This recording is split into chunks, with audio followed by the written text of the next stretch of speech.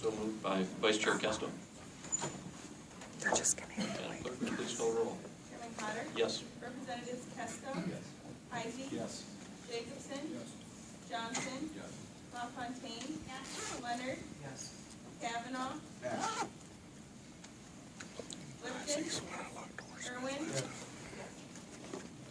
Clemento? Pass. Mr. Chair, there are 8 yeas, 0 nays, and the passes 4704 is referred out as substitute H1.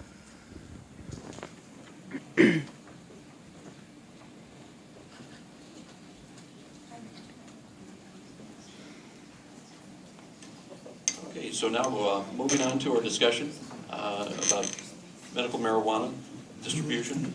We're going to start with the Prosecutors Association. Is there a representative or representatives of the Prosecutors Association? Here we go. And welcome, sir, and if you could please, before you leave today, if you could fill out a card for us, appreciate that very much. And if you would please press the red button when you're ready to begin and introduce yourself. We'd greatly appreciate that.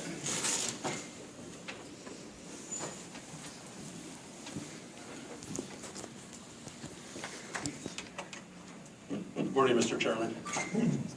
First of all, thank you for allowing me to be here today. I want to thank Doug Maines for inviting me to present. My understanding, I have 20 minutes, and in essence, what I'm doing is giving an overview of the medical marijuana law as where we're at right now with the law, the cases, and some of the new legislation with respect to this issue. Everybody does have a packet with a handout. Obviously, feel free to look at it at your convenience. The handouts obviously are relevant to the PowerPoint presentation today. This is my second time presenting before the House Judiciary Committee. Last year I presented with Representative Kavanaugh and Representative Horn over legislation that was eventually put into law, and then obviously some of those laws just took effect on April 1st, 2013. With that being said, let's begin. First of all, I think it's important to know, obviously, there are 18 medical marijuana states and the District of Columbia. Nonetheless, the federal law, the federal government still has not been on this position, so to speak. It's still a Schedule I drug. They classify it as a Schedule I drug under the Federal Controlled Substance, meaning that Congress recognizes no acceptable medical use for it, and its possession is generally prohibited under federal law. The Drug Enforcement Administration took that position back in June 21st, 2011. There's a case from the United States Court of Appeals, the District of Columbia, that in essence ruled in a 2-1 decision on January 22nd, 2013, that it remains a Schedule I drug. November 2012 ballot initiatives, 3 states voted on this in terms of legalization. Oregon sought to legalize and regulate the cultivation, possession, and sale of unlimited amounts of marijuana. It was defeated, 56 to 44%. Colorado, it passed, 55 to 45%. And also in Washington, it passed. And then obviously, you see the details of the what was passed in both of those states, and also in essence, the decriminalization or legalization of it in those 2 particular states. There are 18 medical marijuana states. Michigan was the 13th medical marijuana state. There have been 5 since. There's also legislation pending in 12 different states. In one of your handouts, you have a procon.org handout that talks about the amounts you're allowed to have in those particular states. And also you have a handout with respect to the states that are trying to legislate it right now. Dispensary states, there are several dispensary states, including the District of Columbia. We are not one of those dispensary states. Obviously, these other states right here that are listed are all dispensary states, and also obviously medical marijuana states. This is a very important decision, and one that I think everybody needs to keep an eye on. This is the only case right now pending before the Michigan Supreme Court. It's John Turbeek versus the City of Wyoming. First of all, this particular PowerPoint slide deals with the ruling from the Michigan Court of Appeals. The Michigan Court of Appeals ruled in favor of Mr. Turbeek and against the City of Wyoming and their ordinance. The Michigan Court of Appeals basically said while Congress can criminalize all uses of medical marijuana, it cannot require the states to do the same. Also, they said that Michigan is not required to criminalize all uses of medical marijuana, and the immunity afforded to the medical use of marijuana by Section 4 is permissible. And then, in essence, they concluded that the immunity provision of MCL Section 4 is not preempted by the Controlled Substance Act because it only grants immunity from state prosecution and therefore does not stand as an obstacle to the accomplishment and execution of the full purposes and objectives of Congress. So what the Michigan Supreme Court did is they granted leave on this particular case. They want to hear two issues. Oral argument still has not been scheduled, but these are the two issues that they want to hear. Whether the defendant's city zoning ordinance, which prohibits any use that is contrary to federal, state law, or local ordinance, is subject to state preemption by the Michigan Medical Marijuana Act. And also, if so, whether the Medical Marijuana Act is subject to federal preemption by the Federal Controlled Substance Act on either impossibility or obstacle conflict preemption grounds. This is a very, very important case. It will obviously have a tremendous impact in our state once the decision is rendered by the Michigan Supreme Court. Just to keep in mind, the Michigan Supreme Court has rendered 4 opinions, and we'll talk about those opinions in a second. This is the registry statistics as of March 29, 2013. As you can see, we have 378,525 original renewal applications, 130,000 approximately active registered qualified patients, 27,000 approximately active registered qualified primary caregivers, and a number of applications that have been denied. There was a change in the application process. One of the big changes was that it provides that the registry ID cards would expire 2 years rather than 1 year after it was issued. We're the only state that has this 2 years. Every other state has a 1 year. Also, the bona fide physician-patient relationship also has changed. It obviously scrutinizes doctors a little more in terms of their treatment of these qualifying patients, and certainly that took effect on April 1st, 2013. This is the comparison with prescriptions, some of the keys that we're seeing in some states. I think this is important to notice this because obviously the legislature certainly could take notice of this.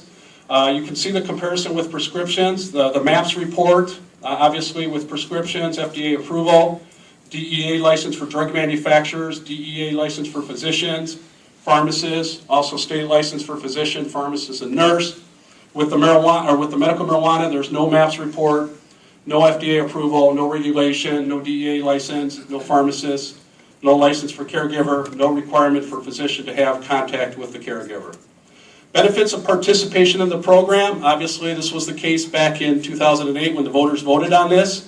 It allows you to have an amount that does not exceed 2.5 ounces of usable marijuana and allowed to cultivate 12 marijuana plants kept in a closed-lock facility.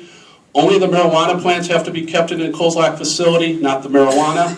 And obviously, either the qualifying patient or the primary caregiver can be allowed to possess the marijuana plants. It can't be both. It has to be one or the other.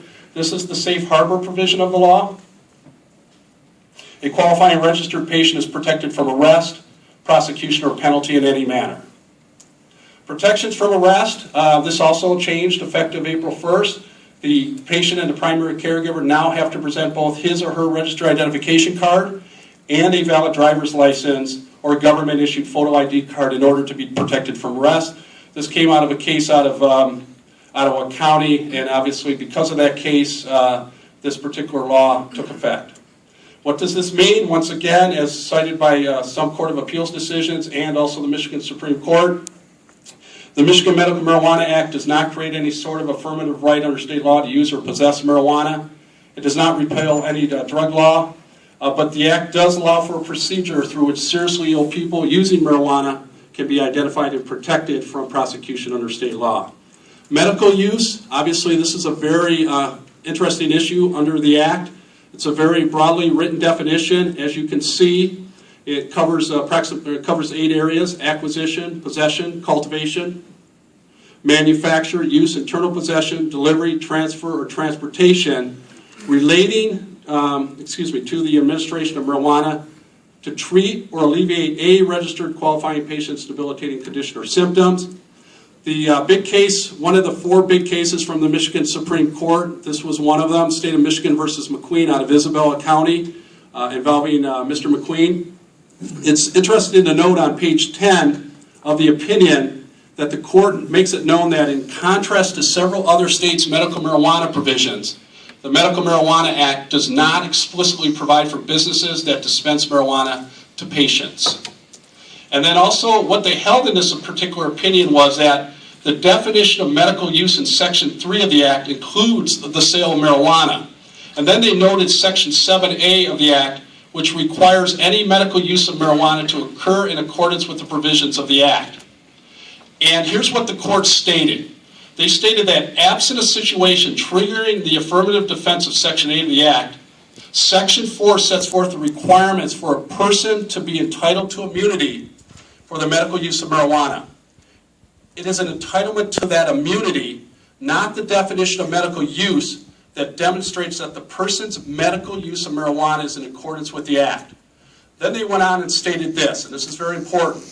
The text of Section 4D establishes that the Medical Marijuana Act intends to allow a qualifying patient or primary caregiver to be immune from arrest, prosecution, or penalty. And then they emphasize only if the conduct related to the marijuana is for the purpose of alleviating the qualifying patient's debilitating medical conditions or symptoms.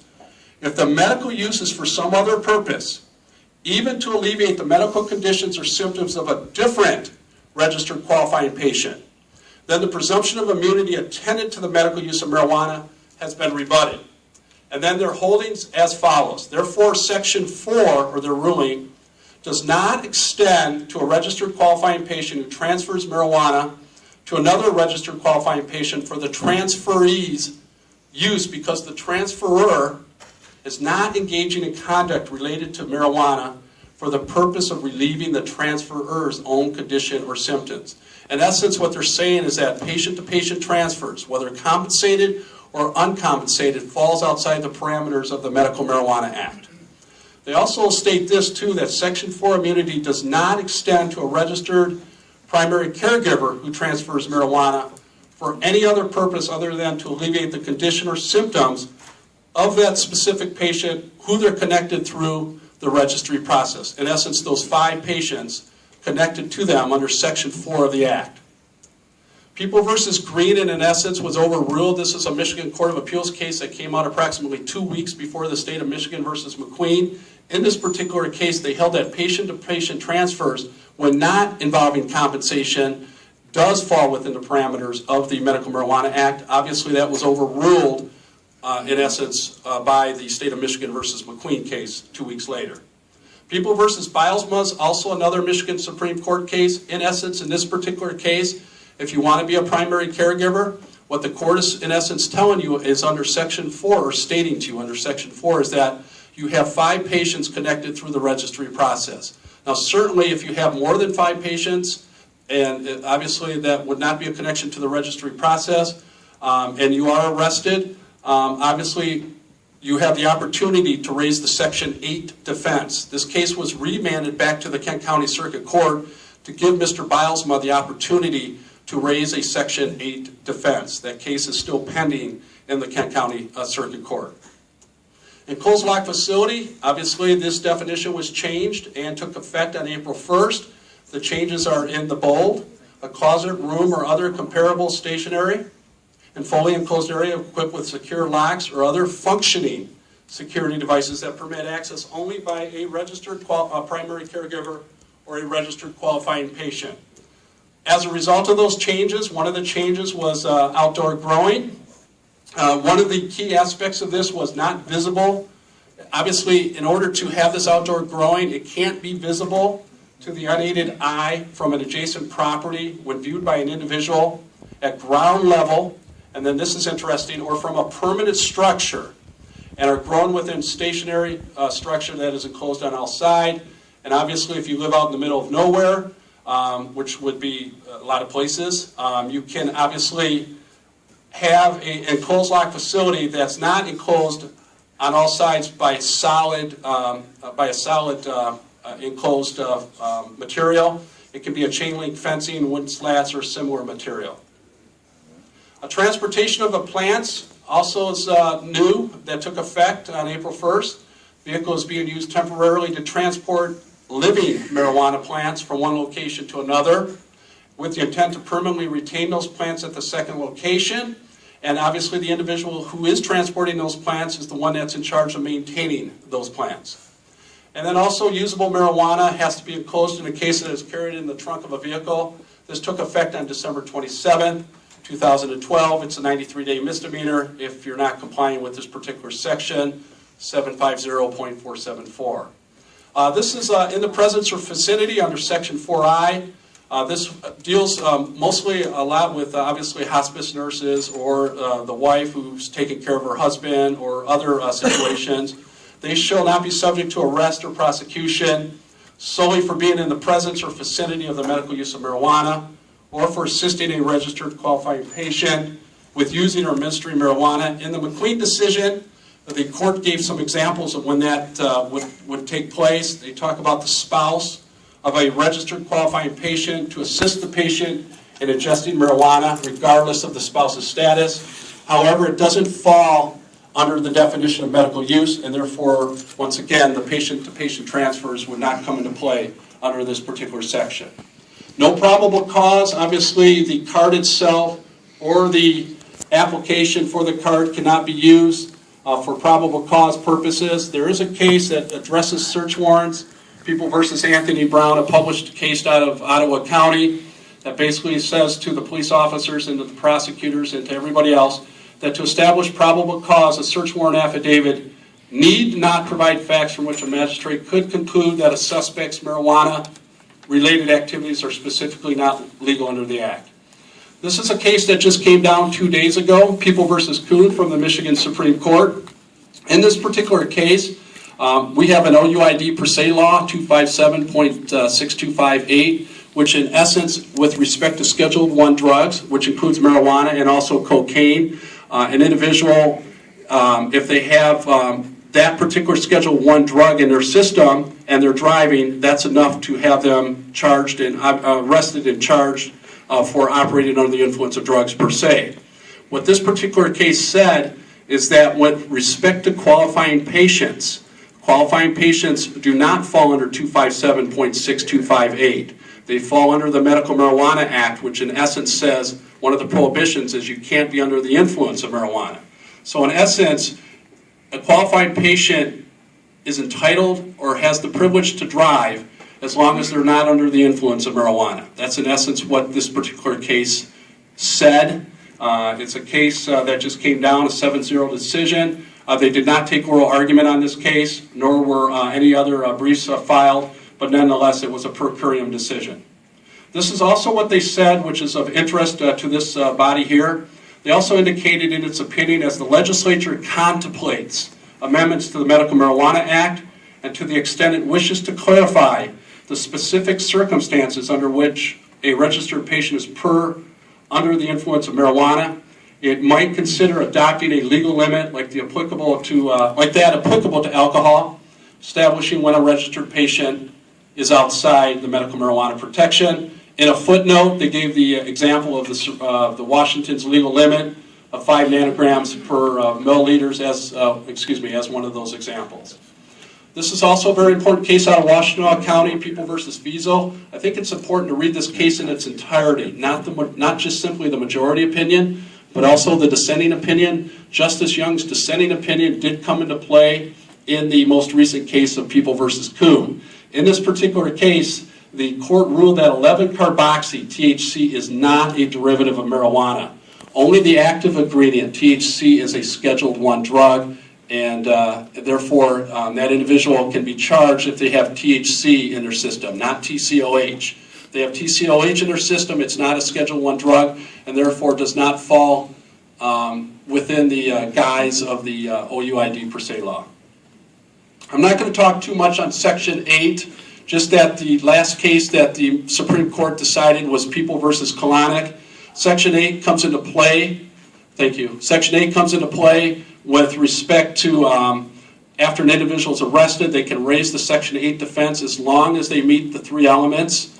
If they meet the 3 elements as outlined under Section 8, then their case shall be dismissed against them. I do lay out the 3 elements. One of the key elements under element number 1 is that the physician has to has stated prior to the offense that the suspect, or excuse me, that the suspect, in essence, because he is a defendant, has was in a bona fide physician-patient relationship prior to the offense, and also that they had an amount that was reasonably necessary to ensure the uninterrupted availability of marijuana. And number 3, they were engaged in one of the activities as mentioned under the definition of medical use.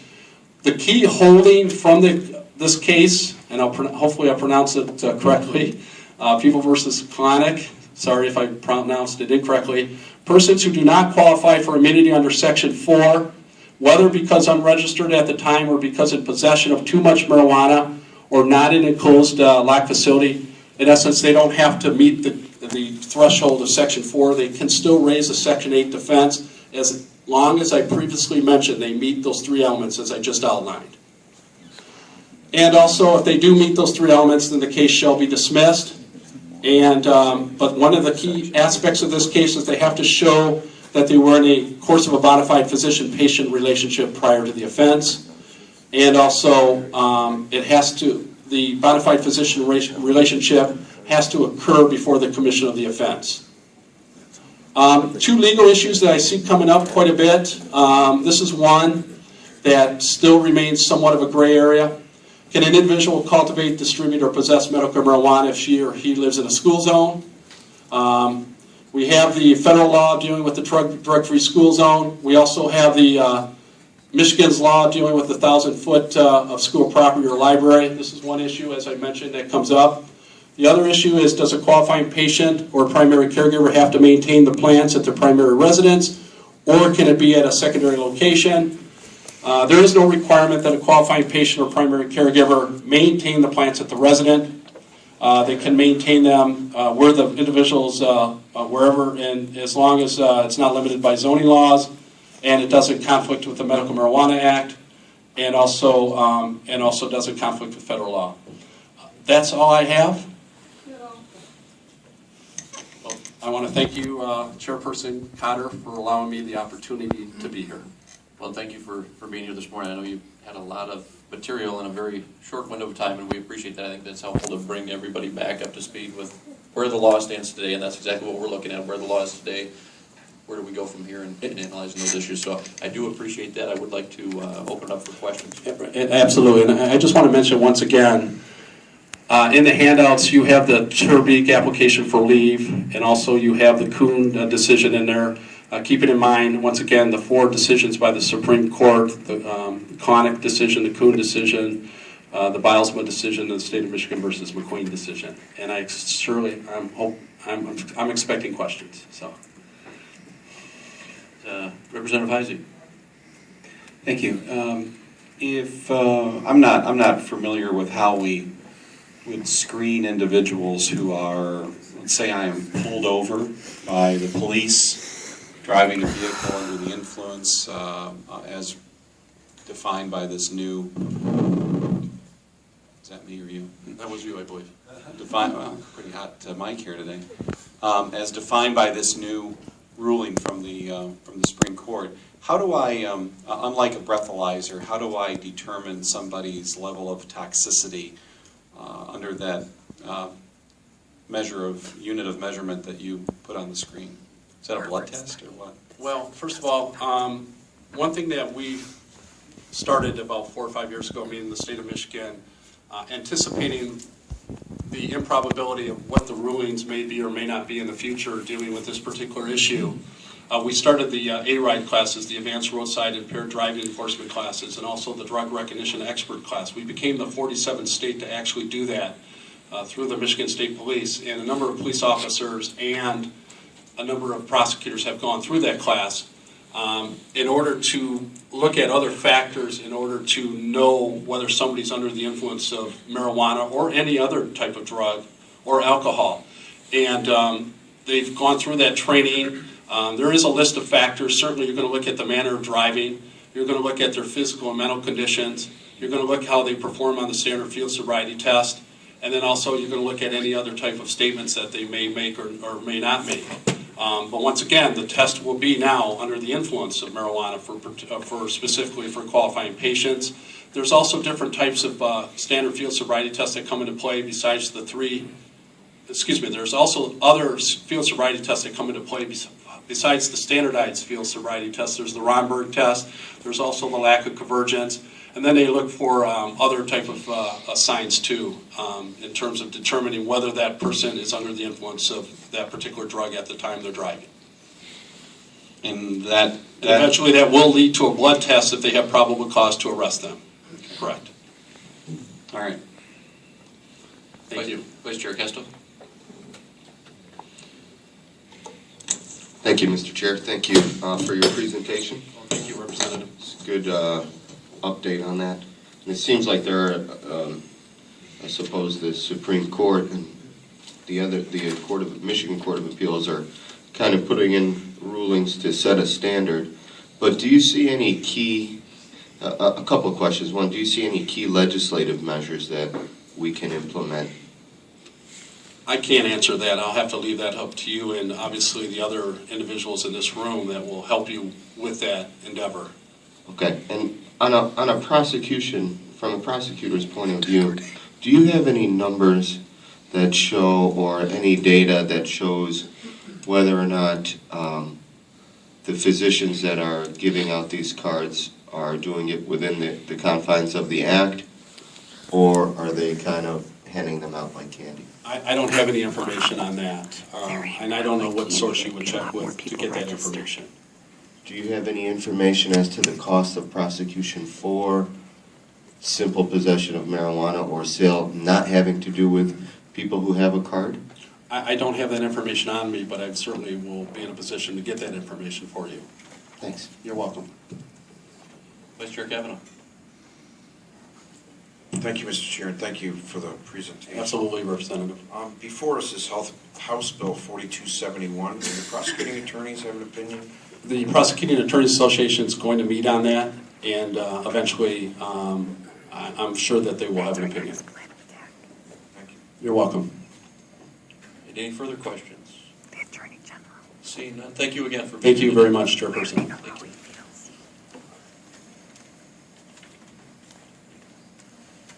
Okay, before we bring up our next person to testify,